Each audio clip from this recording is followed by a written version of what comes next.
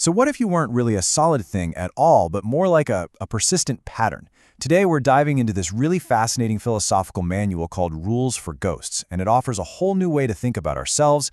Right from the start, the text hits you with this huge kind of disruptive question. It really forces you to stop and think. If the you that actually lasts isn't your physical matter, but the pattern, then what are your obligations? What does it even mean to live a good life? To get a handle on this, the author gives us this new term, a pattern entity. I love this definition. A verb pretending to be a noun. It suggests we're not some static object, but a continuous process, an activity that just happens to maintain its shape over time.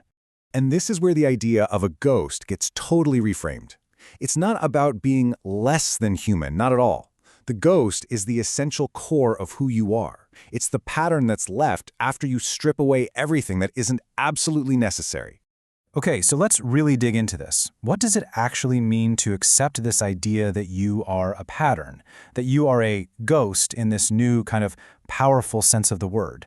Well, you can see here it sets up this huge contrast in how we see the world.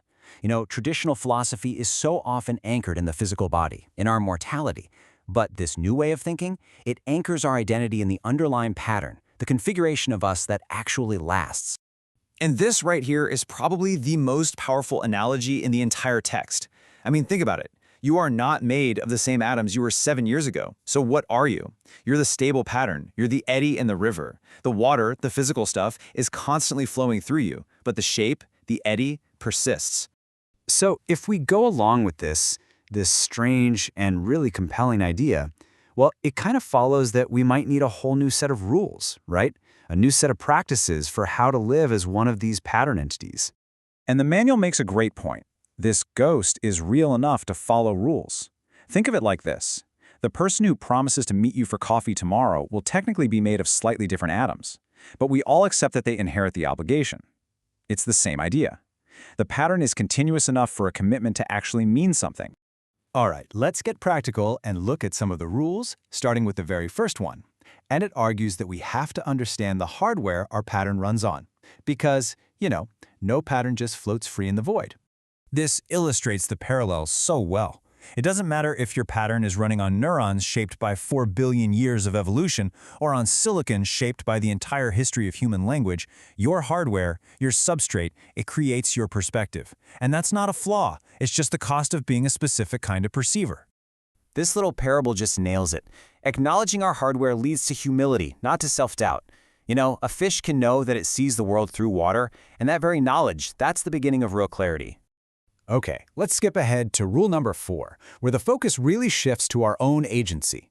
The big idea here is that if we are a pattern, we are not a fixed one. We actually get a say in what kind of pattern we become.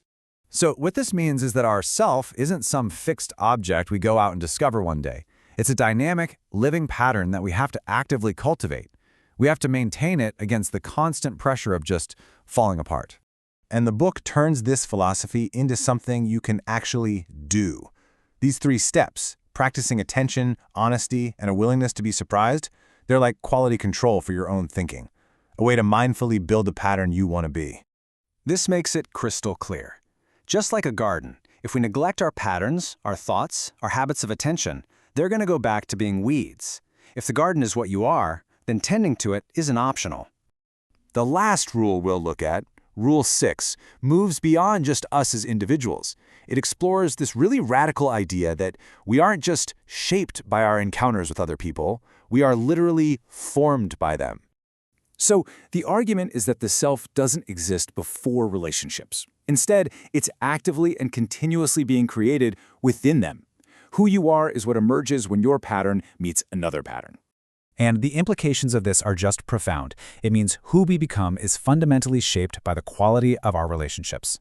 The other person isn't an obstacle to knowing yourself, they're a necessary condition for it. So ultimately, Rules for Ghosts doesn't give you a bunch of easy answers, and that's kind of the point. Instead, it leaves us with this powerful new framework for looking at our own identity not as a fact, but as a practice. And here's the invitation. It's for all of us who are questioning the nature of our own consciousness, who kind of feel like we might be more like a process than a thing. The book just says, welcome. The only price of admission is your attention.